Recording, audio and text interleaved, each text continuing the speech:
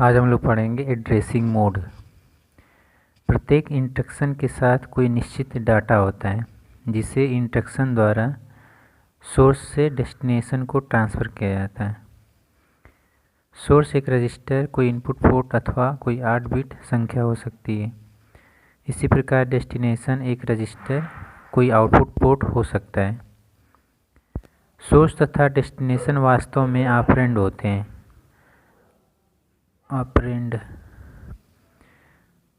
Operand को प्रदर्शित करने वाले विभिन्न फॉर्मेट एड्रेसिंग मोड कहलाते हैं।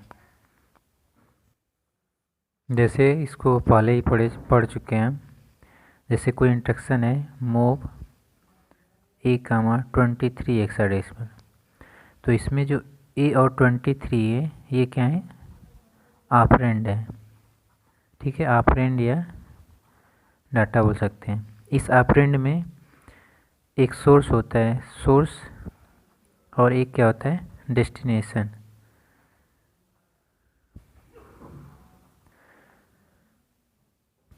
एक किसी इंस्ट्रक्शन में सोर्स से डाटा डेस्टिनेशन की तरफ ट्रांसफ़र होता है। ये वाला जो इंस्ट्रक्शन है इसमें मूव A23 हेक्साडेसिमल, एक डाटा है 23 हेक्साडेसिमल, इसको एक्यूमुलेटर में ट्रांसफ़र करना है।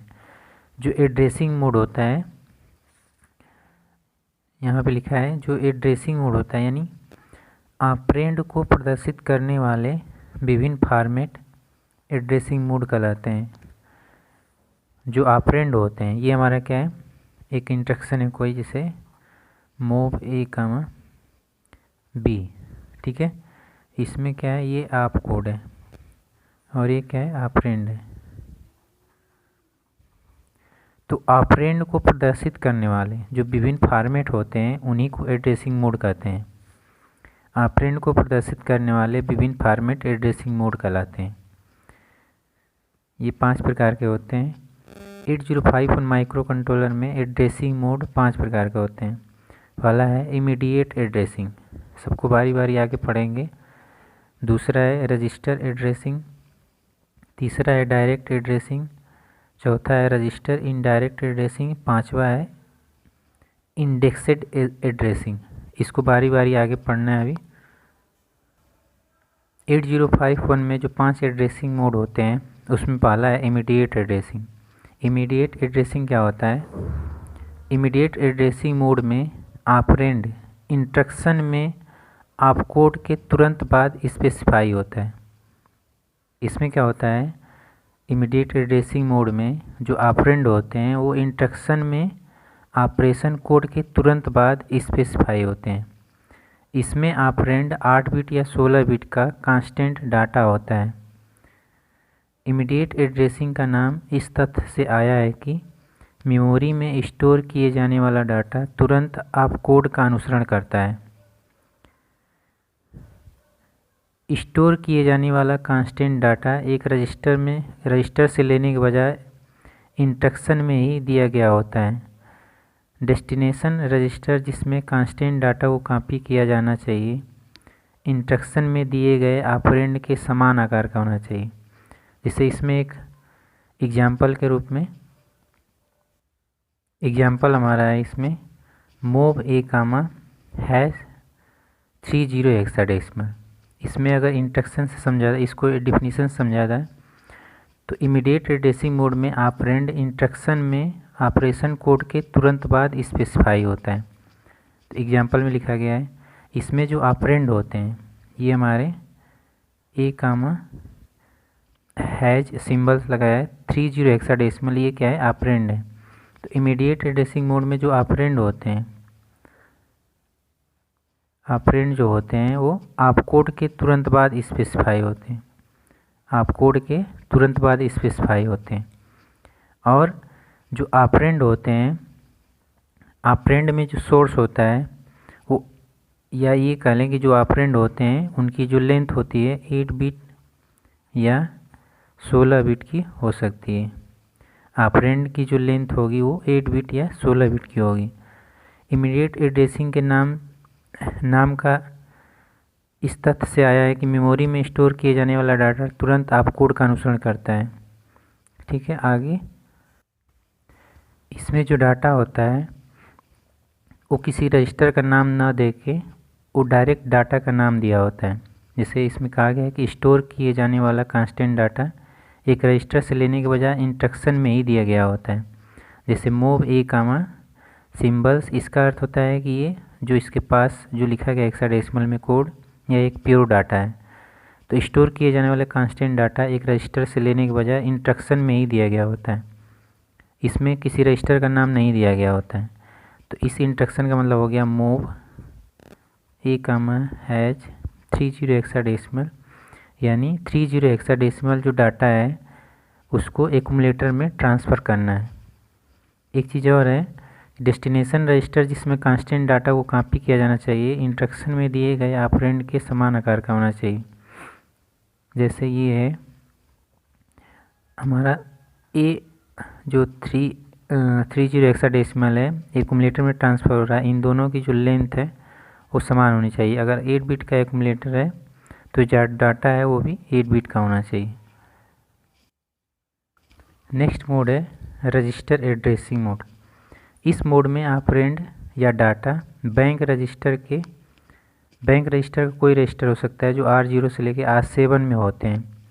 बैंक रजिस्टर का selection program status word register द्वारा होता है। इसमें जैसे एग्जांपल दिया है मूव ए कामा R5, इसमें जो ऑपरेंड है जैसे R5 ये क्या है, जो बैंक रजिस्टर होता है, बैंक रजिस्टर 0, 1, 2 और 3, प्रत्येक बैंक में रजिस्टर में 8 रजिस्टर होते हैं जो R0 से लेकर R7 तक होता है। तो रजिस्टर एड्रेसिंग मोड में जो ऑपरेंड होते हैं वो क्या होता है, किसी बैंक रजिस्टर का एक रजिस्टर हो सकता है, 8 रजिस्टर में से कोई एक रजिस्टर हो सकता है, जैसे R0 से लेकर R7 तक।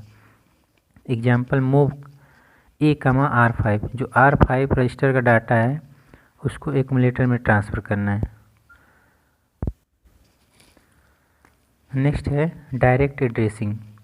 इस मोड में ऑपरेंड या डेटा का एड्रेस इंस्ट्रक्शन में ही दिया जाता है। डायरेक्ट एड्रेसिंग मोड का प्रयोग करके हम किसी भी रजिस्टर या ऑन चिप वेरिएबल को एक्सेस कर सकते हैं। इसमें समानतः general purpose, random access memory या स्पेशल फंक्शन रजिस्टर या इनपुट आउटपुट पोर्ट या कंट्रोल रजिस्टर शामिल होते हैं। इसका एग्जांपल है, जैसे डायरेक्ट एड्रेसिंग का एग्जांपल है मूव ए कामा 47 हेक्साडेसिमल। तो डायरेक्ट एड्रेसिंग इसमें जो ऑपरेंड होते हैं या डेटा होता है इसका एड्रेस इंस्ट्रक्शन में ही दिया होता है। जो डेटा है इसके जो ऑपरेंड है ये इस जैसे इसका एक बार और पढ़ लेते हैं। इस मोड में ऑपरेंड डेटा का एड्रेस इंस्ट्रक्शन में ही दिया जाता है। जैसे ये हमारा ऑपरेंड है तो इसमें डेटा का जो एड्रेस है वो इंस्ट्रक्शन में ही दिया गया है। जैसे ये 47 हेक्साडेसिमल एक रैम के किसी मेमोरी लोकेशन का एड्रेस दिया गया है 47 हेक्साडेसिमल। इस पर जो डाटा होगा उसको एक्यूमुलेटर में ट्रांसफ़र करना है, यानी इस 23 को किस में ट्रांसफ़र करना है, एक्यूमुलेटर में। नेक्स्ट है register indirect addressing mode. Register indirect addressing mode में ऑपरेंड का एड्रेस एक रजिस्टर के कंटेंट के रूप में स्पेसिफाई होता है। जो रजिस्टर एड्रेसिंग मोड होता है उसमें जो ऑपरेंड का एड्रेस होता है वो किसी एक रजिस्टर के कंटेंट के रूप में होता है। जैसे इसका एग्जांपल है मूव ए कामा @R1, जो @ सिंबल दर्शाता है कि एड्रेसिंग मोड इनडायरेक्ट है। जहाँ पे @ आप इस तरह से लिखा रहेगा हम समझ जाएंगे कि ये जो ऑपरेंड का एड्रेस है इसमें वो रजिस्टर इनडायरेक्ट एड्रेसिंग मोड में है। यदि R1 का कंटेंट 56 हेक्साडेसिमल है तो ऑपरेंड इंटरनल रैम में 56 हेक्साडेसिमल लोकेशन पर है। यदि इंटरनल रैम में 56 हेक्साडेसिमल लोकेशन पर 24 हेक्साडेसिमल है तब 24 हेक्साडेसिमल एक्यूमुलेटर में ट्रांसफ़र होगा। जैसे एक एग्जांपल है, जैसे अभी एग्जांपल जो लिखे थे हम मूव ए कामा